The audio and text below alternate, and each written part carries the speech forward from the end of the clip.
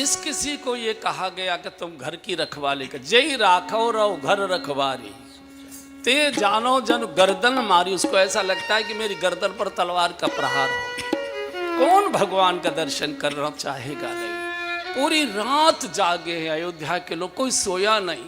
भय लगता है कहीं सोते न रह जाए, कहीं यात्रा आगे न चली जाए। ते ही ने शनीद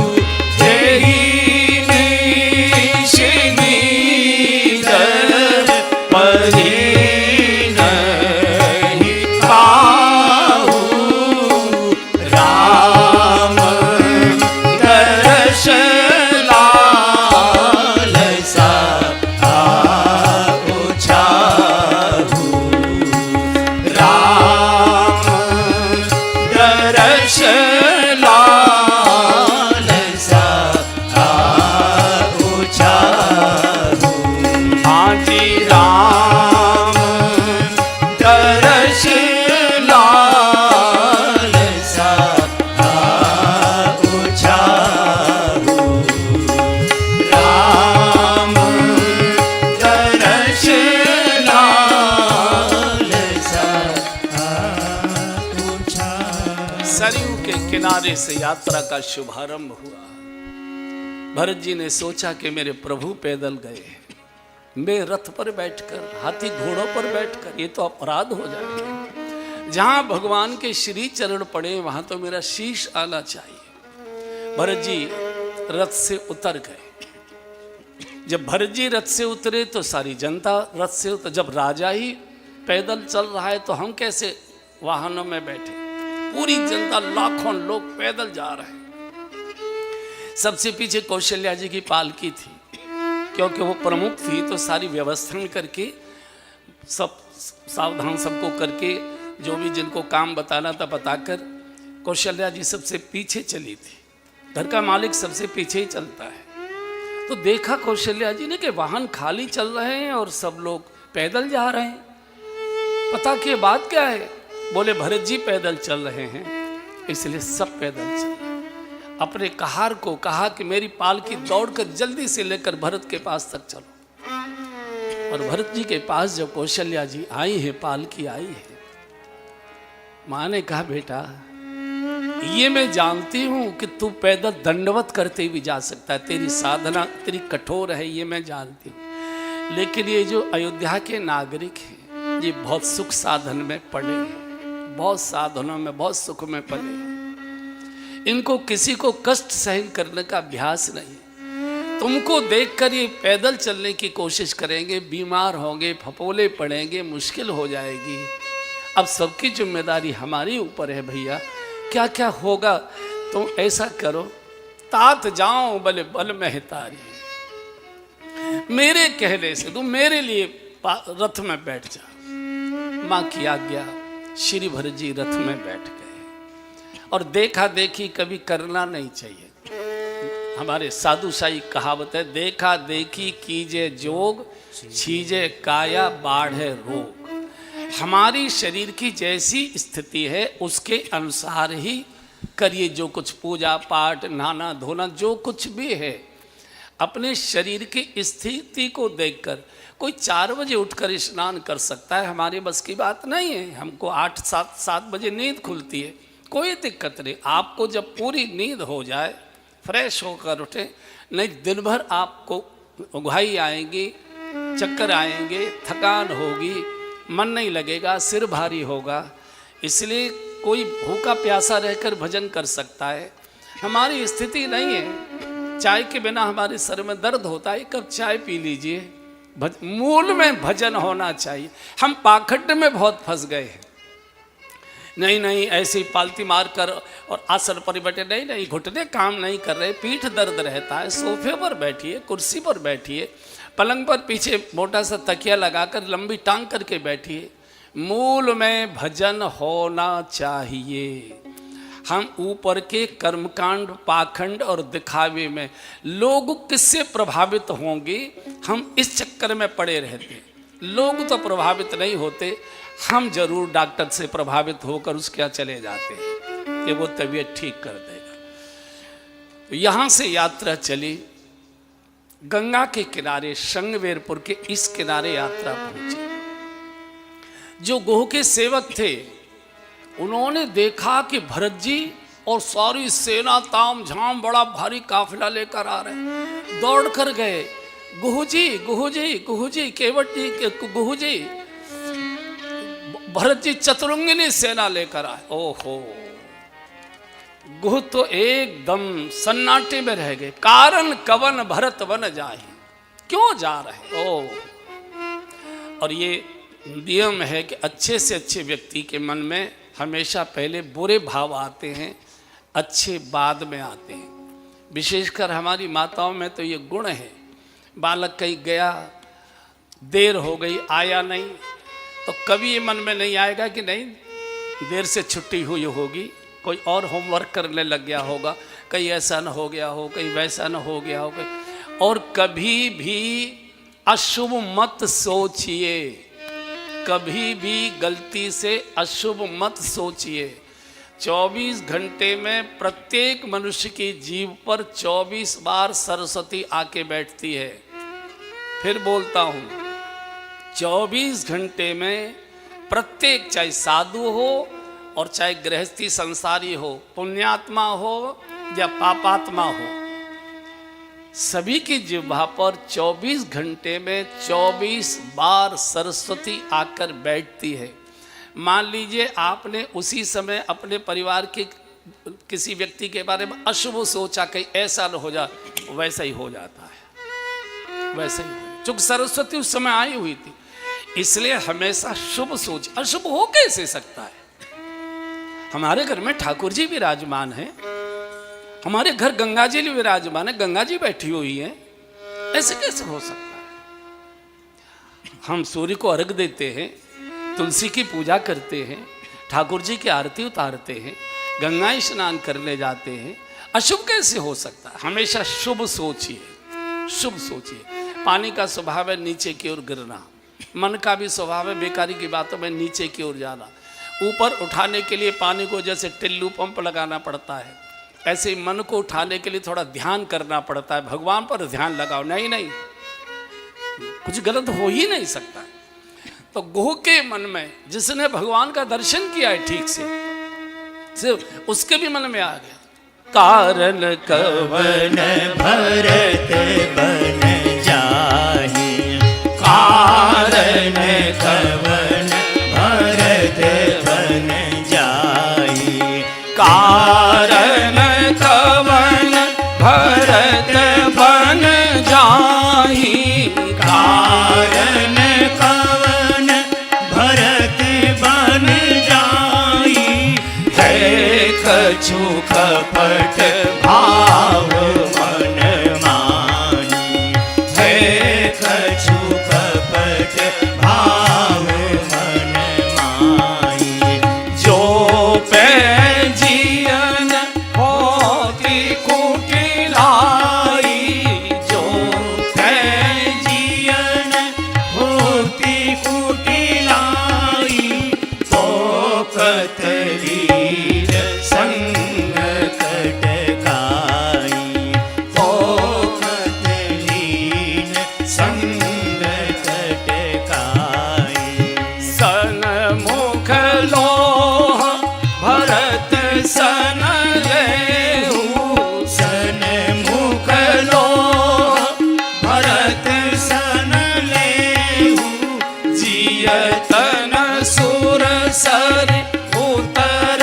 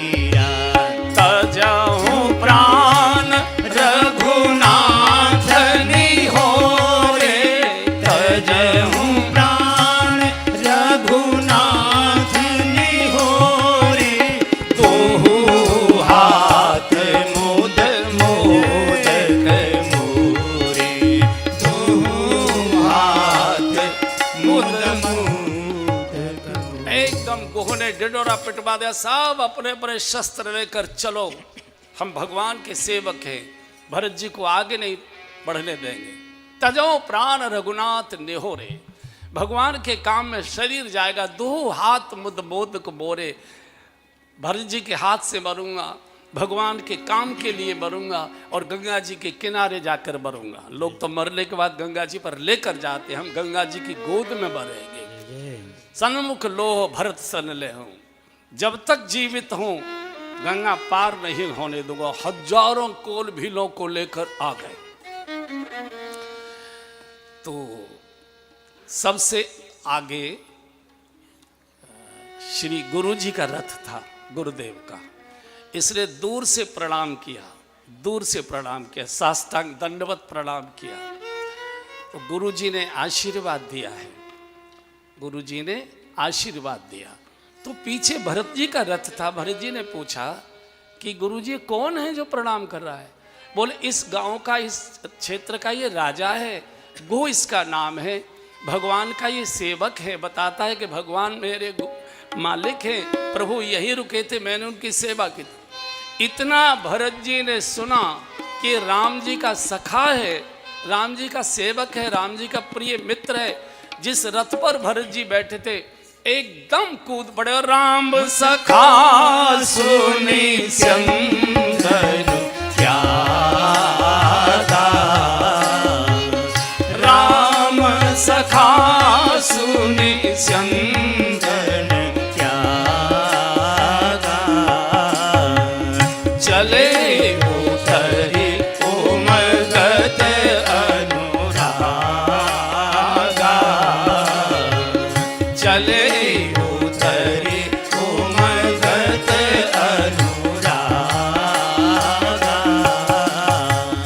भेटत भरत ताहि अति प्रीति, भेटत भरत ताहि अति प्रीति, लोग सिहारी प्रेम के रीति, लोग सिहारी प्रेम के रीति, धन्य धन्य धुनि मंगल मूला,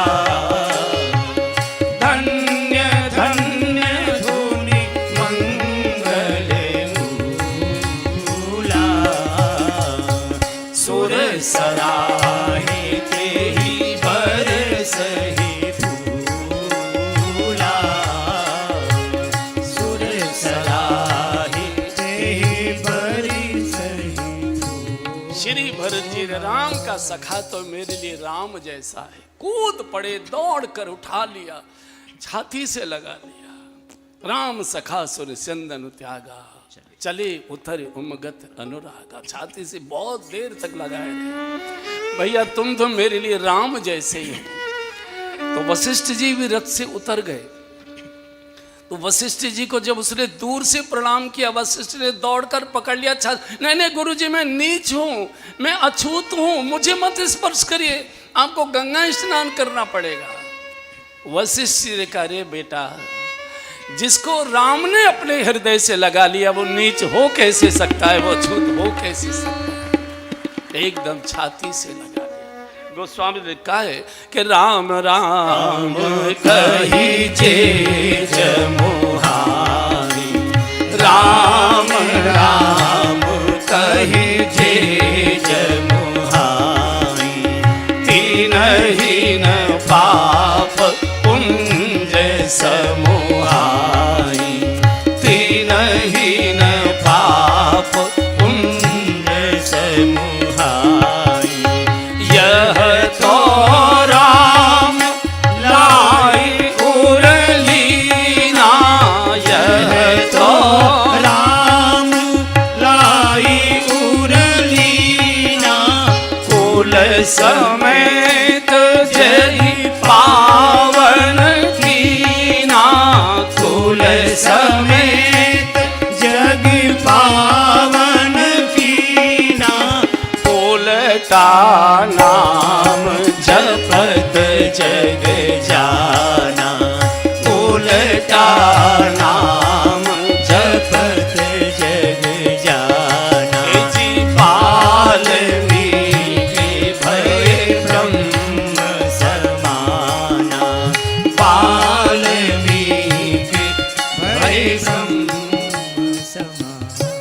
जिसको राम ने हृदय से लगा लिया वो तो राम ही हो गया। वशिष्ठ जैसे महापुरुष जिनका इतना बड़ा सम्मान था, कोई टच करने का, स्पर्श करने का साहस नहीं करता था, एकदम वशिष्ठ जी ने कौली भर ली, हृदय से लगा लिया। तुझे तो राम ने अपनाया है, तुमने तो राम दर्शन किया है, तुमने तो राम की सेवा की है। राम राम कहें जे जमुहाई, अगर जमुहाई लेते हुए भी मुख से राम निकल जाता है तो उसके पाप निकल कर बाहर चले जाते। तुमने तो राम की सेवा की है। इतना भाव विभोर हो गया। एक सज्जन छींक आ गई थी जब इसने नगाड़े बजाने की आज्ञा दी कि आक्रमण करो, उसी समय एक बूढ़े को छींक आ गई। तो बूढ़े ने कहा भैया एक बार देख लो, छींक आ रही है, मुझे अपशकुन हो रहा है, कहीं अपराध न हो जाए। तब सेना को रोक लिया। फिर जब अकेला गया और तब ये बात खुली, उस बूढ़े को जाकर गुह ने चरणों में शीश रखकर और बहुत प्रणाम किए हैं, बाबा आपने अपराध से बचा दे। ये जो भारत में छींक है, खाली बाल्टी है, खाली लोटा, ये है ना, ये व्यर्थ नहीं है, ये पाखंड नहीं है, ये जीवन के लोगों के, हमारे बुजुर्गों के अनुभव हैं। हम चूंक मानते नहीं हैं इसलिए ठोकरें खाते, दिक्कत करते हैं। अरे भाई जो ट्रैफिक के नियम है उनका तो पालन करना ही पड़ेगा। ये ठीक है कि पुलिस का सिपाही नहीं खड़ा और आप क्रॉस करके चले गए, लेकिन ऐसे क्रॉस करने की आदत पड़ गई तो कभी न कभी टक्कर हो ही जाएगी, कहीं न कहीं दिक्कत होती है।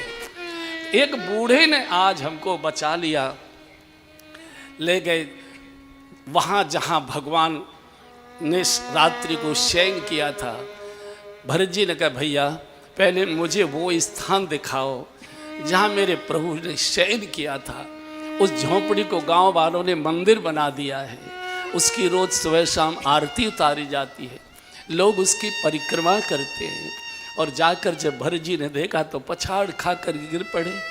जगत जननी जानकी, इतने लाड़ प्यार में पली, इतने बड़े परिवार की बहू रानी, और मेरे कारण फूस की झोंपड़ी पर और फूस के बिछौना पर मेरा भैया लखन इस कष्टों में बहुत रोए, बहुत रोए, बहुत रोए। पूरी रात बैठकर गुह से भरत जी भगवान की कथा ही सुनते रहे, कैसे कैसे आए, कैसे कैसे तुमसे मिले, पूरी की पूरी चर्चा।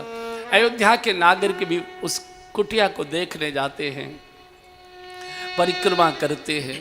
गुह ने बहुत प्रकार की व्यवस्थाएं की हैं, भोजन आदि की जैसी उसकी स्थिति थी, लेकिन भरत जी ने कुछ भी स्पर्श नहीं किया। पूरी रात एक आसन पर बैठकर भगवान के नाम का स्मरण करते रहे।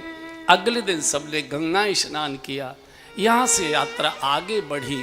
गुह अब मार्गदर्शक बनाए, आगे आगे चला। भरत जी ने कहा कि यहाँ तक तो मेरे प्रभु भी रथ से आए थे, तो चलो मैं भी रथ से आ गया, कोई बात नहीं है, लेकिन यहाँ तो आगे, यहाँ से आगे तो मेरे प्रभु पैदल गए हैं, और जहाँ भगवान के श्री चरण पड़े हो वहाँ तो मेरा शीश आना चाहिए। सिर धर जाऊं उचित अस मोरा, सिर धर जाऊं उचित अस मोरा, सिर भर जाऊं उचित अस मोरा, सिर भर जाऊं उचित अस मोरा, सब ते सेवक धर्म कठोरा, सब ते सेवक धर्म कठोरा। राम पया देहि पाव सिधाए, राम पया देहि पाय सिधाए, हम कहूँ गज रज बाज बनाए, हम कहूँ गज रज बाज बनाए। आजी सिर भर जाऊं उचित अस मोरा, सिर भर जाऊं उचित अस मोरा। जिस पृथ्वी पर प्रभु के श्री चरण पड़े वहां तो मुझे शीश रख के सिर के बल जाना चाहिए। सिर भर जाऊं उचित अस मोरा, सबते सेवक धर्म कठोर, राम पयादे पांय सिधाए। हम घोड़े और गाड़ी और रथ और बैलों के इसमें जाएंगे नहीं, पैदल चले हैं। पैदल चलने का कभी अभ्यास नहीं था। ये यात्रा मई मास में प्रारंभ हुई थी।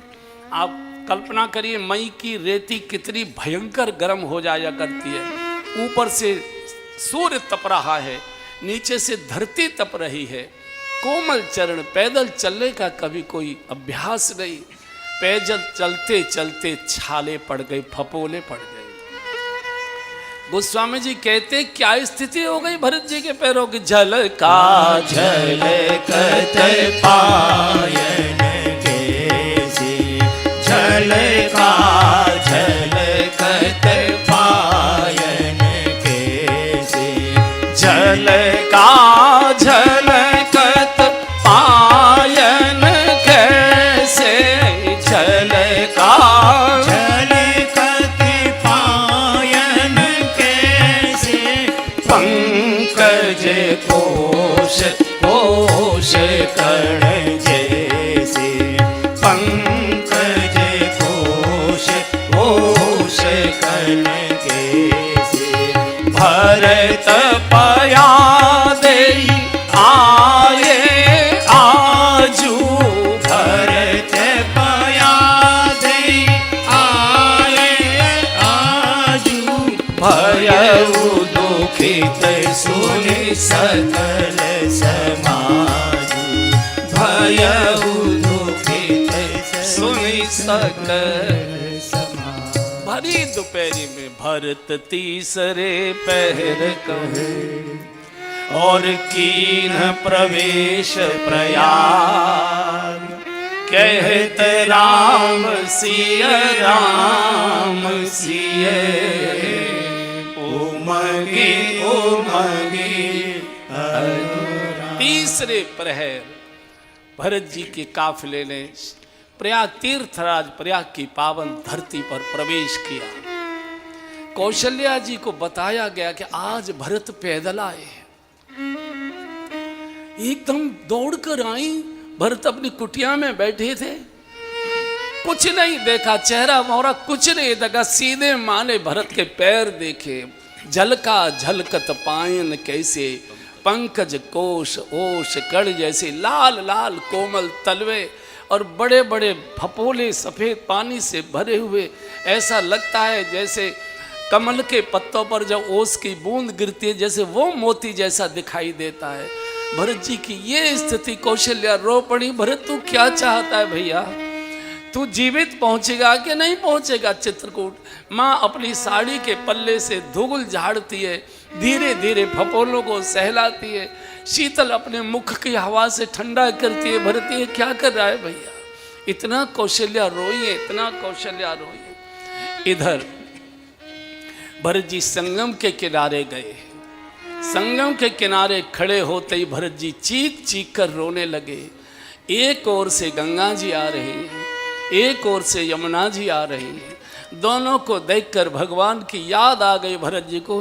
गोस्वामी जी बड़ा कारुणिक प्रसंग लिखा है। देखत श्यामल धवल हिलोरे, देखत श्यामल धवल हिलोरे, पुलक शरीर भरत कर जोरे, पुलक शरीर भरत कर जोरे, मांगहु भीख त्यागी निज धर्म, मांगहु भीख त्यागी निज धर्म, आरत काहन करहि कुकर्म, आरत काहन करहि कुकर्म। हाजी देखत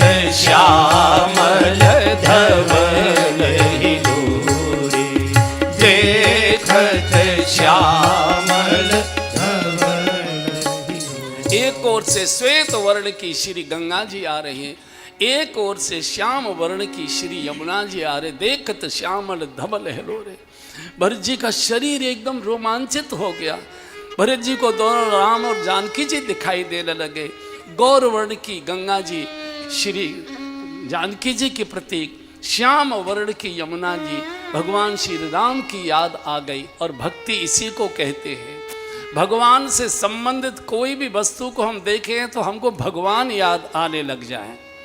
खड़े हैं संगम के किनारे हाथ जोड़कर, हे तीर्थराज प्रयाग, मैंने सुना है कि आप सबकी मनोकामनाएं पूर्ण करते हैं। मैं भी मनोकामना लेकर आया हूँ, मेरी मनोकामना पूर्ण करिए। मैं आपसे भीख मांग रहा हूँ, मांगो भीख त्याग निज धर्म। मैं राज परिवार का हूँ, मैं क्षत्रिय परिवार। क्षत्रिय मांगते नहीं, ये ब्राह्मण मांग सकते हैं। ब्राह्मण के लिए तो बोला ही जाता है कि एक गरीब ब्राह्मण, लेकिन मैं क्षत्रिय हूँ। क्षत्रिय देते हैं, मांगते नहीं है। लेकिन आज मुझे अपने धर्म अधर्म का कोई ज्ञान नहीं। मेरे जैसा आर्त काहन करे को कर्मु, बुभुक्षितम किम न करोति पापम। भूखा व्यक्ति क्या पाप नहीं कर सकता। भूखा व्यक्ति अगर चोरी से भी खा ले तो उसको दंड नहीं दिया जाता है। दंड उस व्यवस्था को, सरकार को दिया जाता है कि तुम्हारे राज्य में व्यक्ति भूखा है, चोरी करके पेट भर रहा है, शर्म नहीं आती। इसलिए आज मुझे धर्म और अधर्म का कोई ज्ञान नहीं है।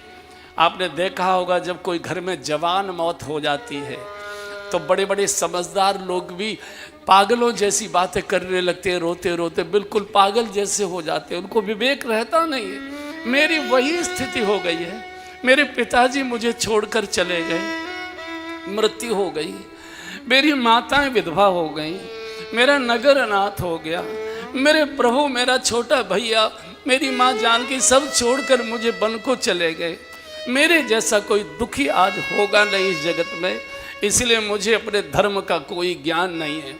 मांगो भीख त्याग निज धर्म। क्षत्रिय मांगता नहीं है, लेकिन मैं मांग रहा हूं। पल्ला पसार दिया, श्री भरत जी ने अपना दुपट्टा पसार दिया। तो तीर्थराज प्रयाग में से आवाज आई है, कहिए भरत जी आपको क्या चाहिए। हमारे पास जो भी आते हैं मांगने ही आते हैं। हमारे पास 4 वस्तुएं हैं। आपको चारों चाहिए या चारों में से कुछ चाहिए। हम धर्मात्मा धर्म मांगने आते हैं, अर्थार्थी रुपया पैसा वैभव व्यापार मांगने आते हैं। कामी लोग अपनी कामनाएं पूरी करने के लिए आते हैं कि हमको ये मिल जाए, ये मिल जाए, ये मिल जाए। धर्म अर्थ काम और त्यागी तपस्वी मोक्ष मांगने आते हैं। आपको क्या चाहिए। धर्म चाहिए, अर्थ चाहिए, कोई कामना हो वो बताइए, या मोक्ष चाहिए। श्री भरत जी ने हाथ जोड़ दिया और कहा चारों में से मुझे कुछ नहीं चाहिए। अर्थन धर्मन काम रुचि, और गति न चाहूं निर्वाण। क्या चाहिए। बोले जन्म जन्म रति राम पद, यह वरदान। न मुझे अर्थ चाहिए, मुझे धर्म भी नहीं चाहिए। जिस धर्म की दुहाई ने मेरे प्रभु को नगर से बाहर निकाल दिया, ऐसा धर्म नहीं चाहिए। धर्म अर्थ भी नहीं चाहिए। जितना बड़ा अर्थ ने अनर्थ मेरे शहर में कर दिया। और कामना, जिस माँ की जिस कामना ने अयोध्या को अंधकार में डुबो दिया। और भक्त कभी मोक्ष नहीं मांगता है, सगुनोपासक मोक्ष न ले ही। मुझे अगर आप दे सकते हैं तो सीता राम चरण रति मोरे, सीता राम चरण रति मोरे, अनुदिन बढ़हि अनुग्रह थोरे,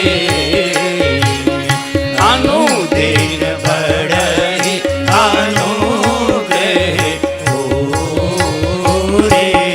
आजी अनुदिन बढ़हि अनुग्रह थोरे, अनुदिन बढ़हि अनुग्रह थोरे। मुझे कुछ नहीं चाहिए। अर्थ न धर्म न काम रुचि गति न चाहिए। कोई मोक्ष ओक्ष अधर्म कुछ नहीं चाहिए। मुझे मेरे प्रभु श्री राम जानकी जी के चरणों का प्रेम स्नेह कृपा चाहिए। सीता राम चरण रति मोरे, अनुदिन बढ़े, रोज रोज बढ़े, रोज रोज बढ़े, कभी पूर्णिमा न आए मेरे प्रेम के चंद्रमा को। तीर्थराज प्रयाग ने कहा कि ये तो आप जैसे कोई साधु दे सकते। तीर्थराज प्रयाग ने कहा, भरत हम साधुओं को जानते हैं, लेकिन आज मैं ये गर्व के साथ कह रहा हूं, तीर्थराज प्रयाग की वाणी है कि भरत तुम सब विध साधु हो। तात भरत तुम सब विधि साधु, तात भरत सब तुम सब विधि साधु, तात भरत तुम सब विधि साधु, तात भरत तुम सब विधि साधु, राम चरण अनुराग अगाधु, राम चरण अनुराग अगाधु। इतना बड़ा प्रमाण पत्र तीर्थराज प्रयाग ने किसी को नहीं दिया। हे तात भरत तुम सब विध साधु हो। सब विध साधु कोई कोई ही होता होगा, मालूम नहीं, हम तो नहीं है। कोई केश से साधु होता है, कोई वेश से साधु होता है, कोई रंग से साधु होता है, कोई ढंग से साधु होता है, कोई देह से साधु होता है, कोई ध्येय से साधु होता है, कोई ऊपर से साधु होता है, कोई भीतर से साधु होता है, कोई वाणी से साधु होता है, कोई व्यवहार और आचरण से साधु होता है। लेकिन भरत तुम सब प्रकार से साधु हो। तात भरत तुम सब विधि साधु।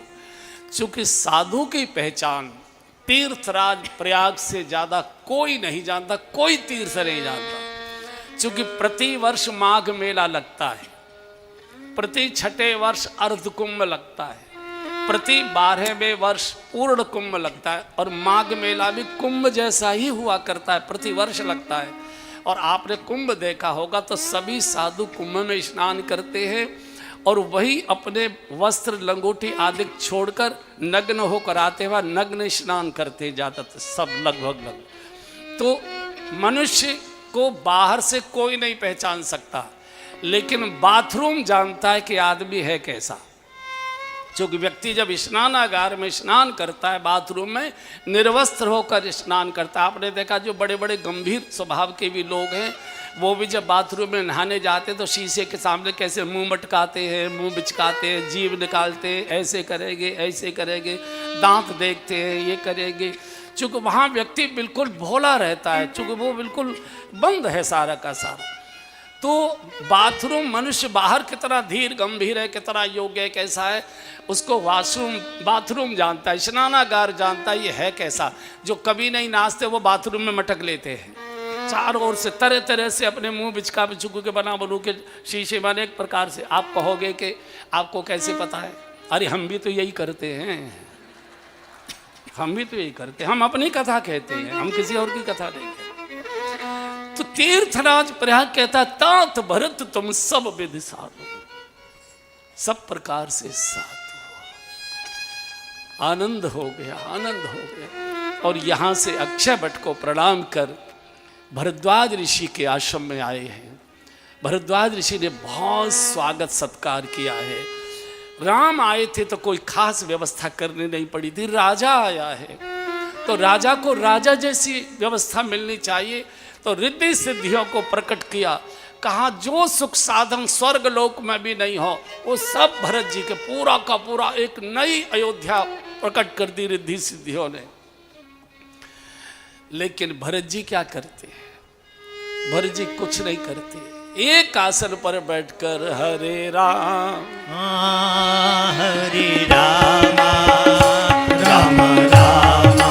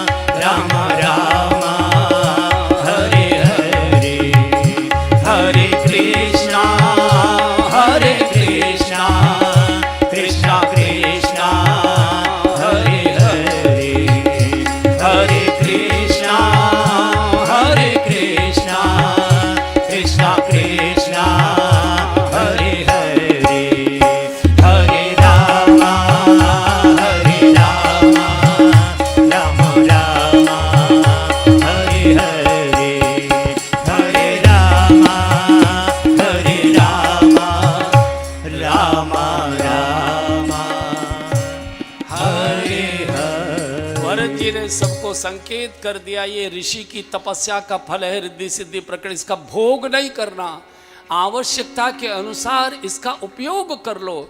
लेकिन भरत जी पूरी रात जिस कुटिया में जब जाकर कहा कि मुझे वो स्थान दिखाओ जहाँ मेरे प्रभु जानकी जी रात्रि में जो सोए थे, उस कुटिया को जाकर भरद्वाज जी ने दिखाया है।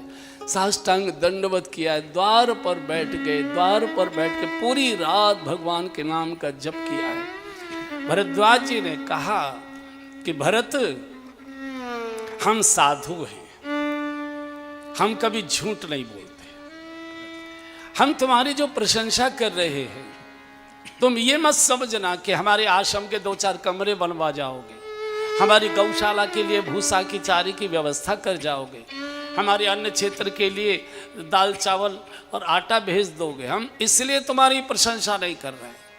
सुनहु भरत हम झूठ न कही, सुनहु भरत हम झूठ सब गाए, सुनहु भरत हम झूठ न कही, सुनहु भरत हम झूठ न कही, उदासीन तापस बन रही, उदासीन तापस बन रही।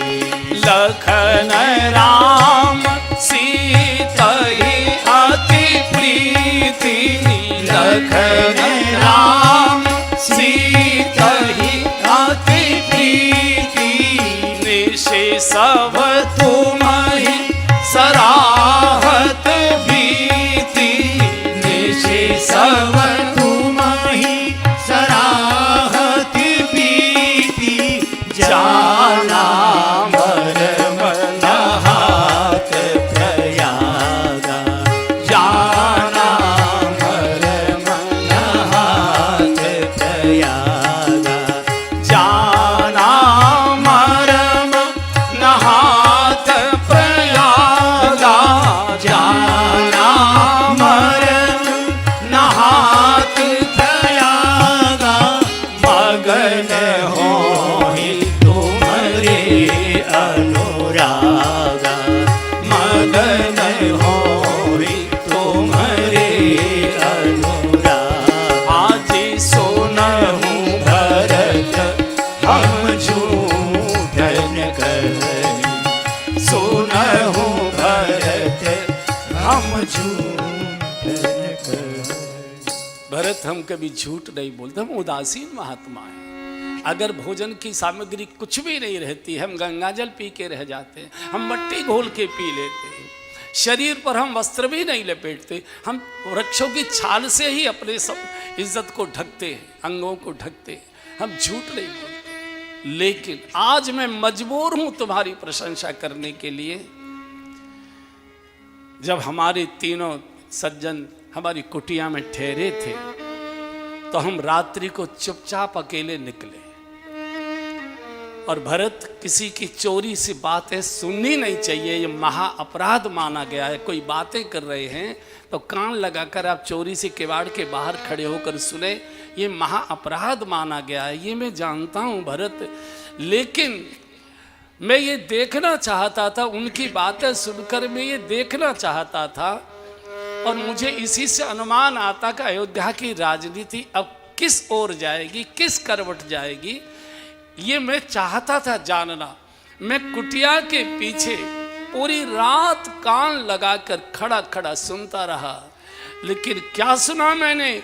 निश सब तुम्हें सराहत भी, लखन राम सीता है अति प्रीति, लखन राम सीता है अति प्रीति, लखन राम सीता ही अति प्रीति, लखन राम सीता ही अति प्रीति, निशि सब तुम्हि सराहत भीति, निशि सब तुम्हि सराहत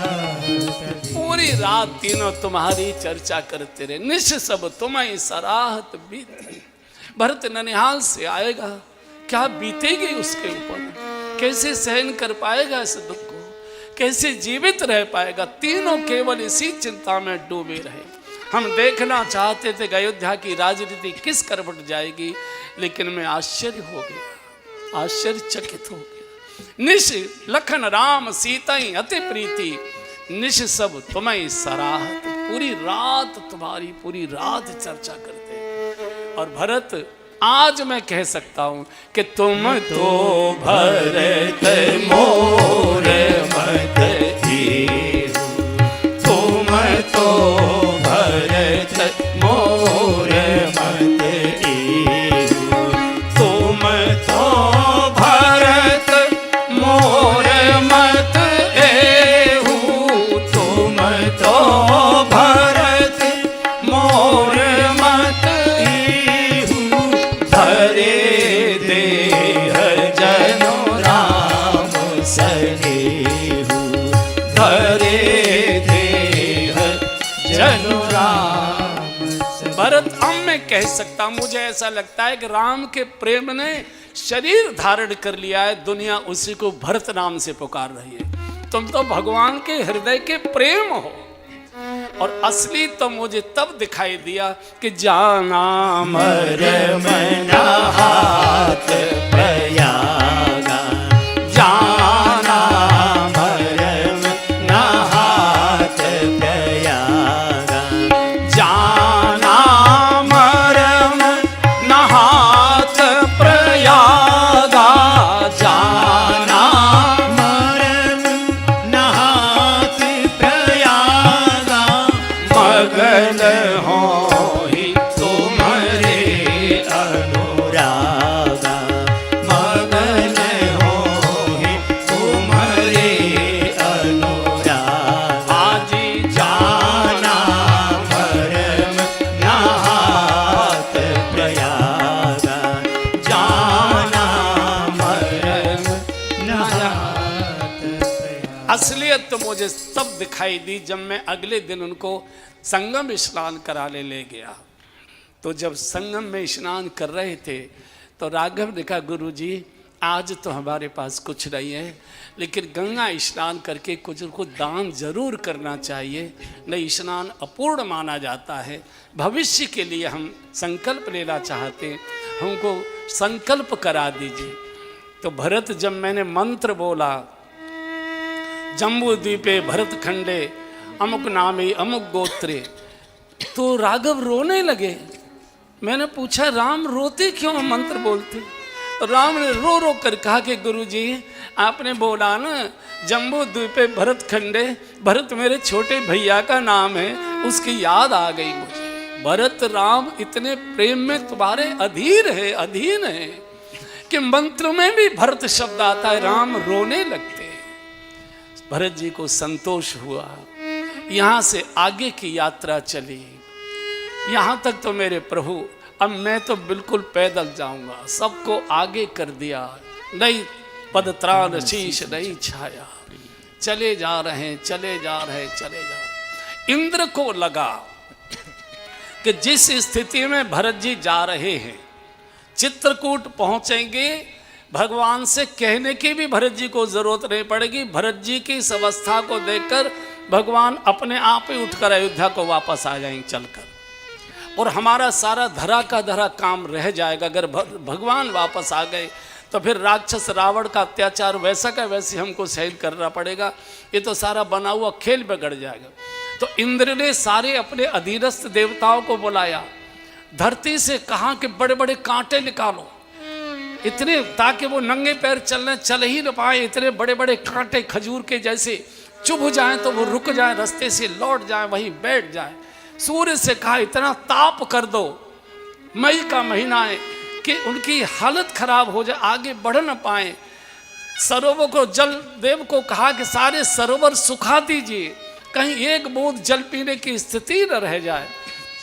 सारे वृक्षों को कहा कि सबके सब फल वगैरह को नष्ट कर दीजिए। पूरे की पूरी इतना जब भयानक हुआ तो ब्रह्मा जी ने इंद्र को बुलाया है, ए इंद्र तेरी बुद्धि बिगड़ी है, सुन सुरेश रघुनाथ सुभाऊ, सुन सुरेश रघुनाथ सुभाऊ, सुन सुरेश रघुनाथ सुभाऊ, सुन सुरेश रघुनाथ सुभाऊ, निज अपराध रिसाए न काहू, निज अपराध रिसाए न काहू, जो अपराध भगत कर करही,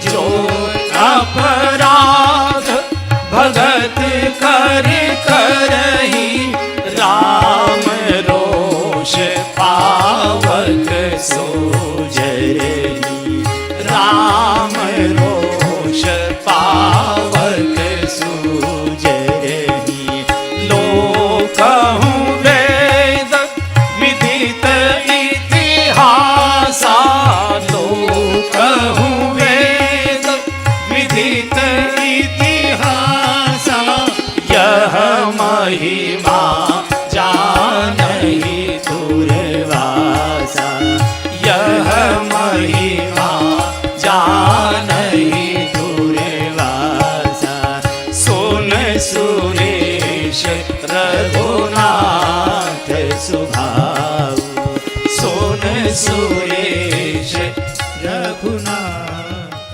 सुभाऊ। ए इंद्र तू भगवान के स्वभाव को नहीं जानता? भगवान का कोई बड़े से बड़ा अपराध कर दे कुछ नहीं बोलते, लेकिन जो अपराध भगत कर करही, राम रोष पावक सोजर। भक्त के अपराध को भगवान सहन नहीं कर पाते। राम रोष पावक, भगवान के रोष की अग्नि में भगवान से भस्म कर दे।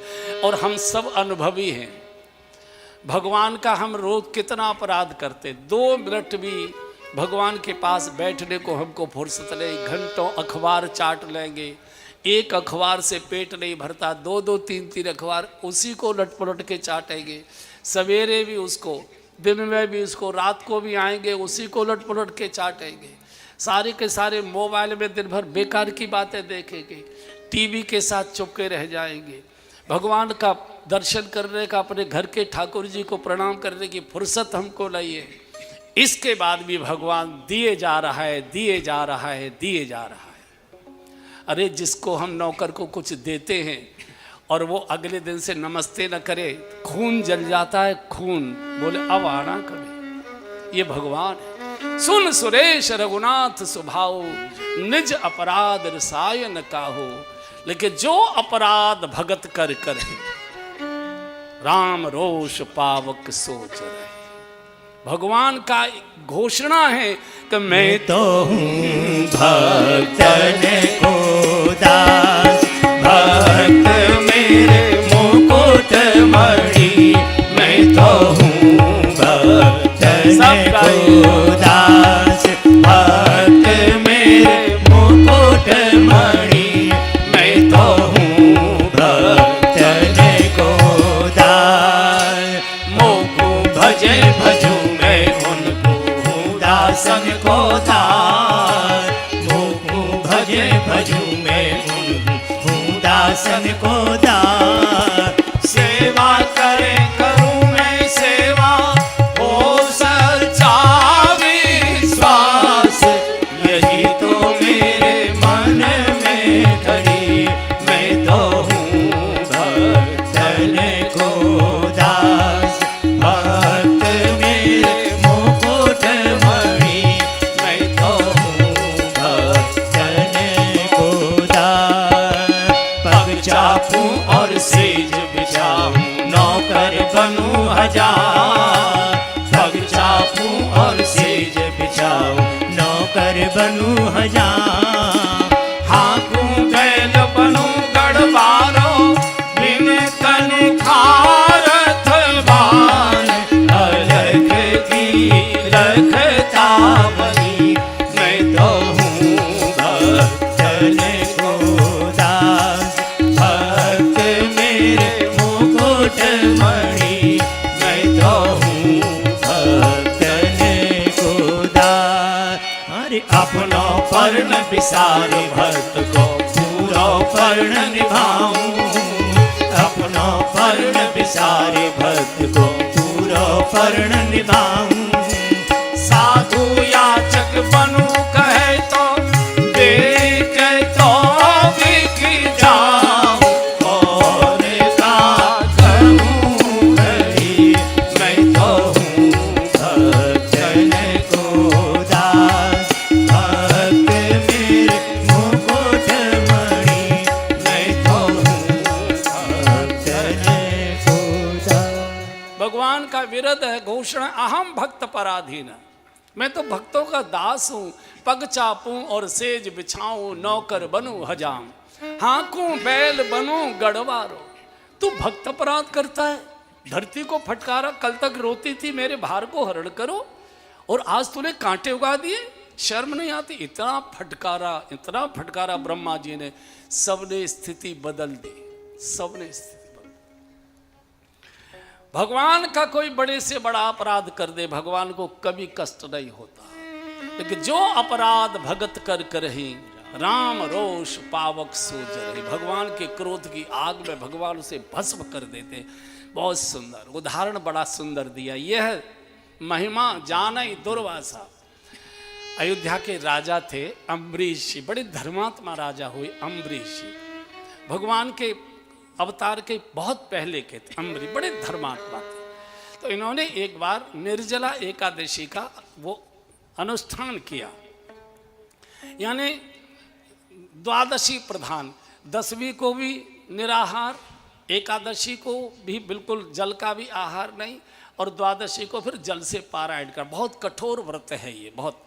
तो एक बार क्या हुआ कि नैमिषारण्य में ऋषियों की बैठक चल रही थी, सभा हो रही थी, सभी ऋषि मुनि सभी देवता उसमें उपस्थित थे।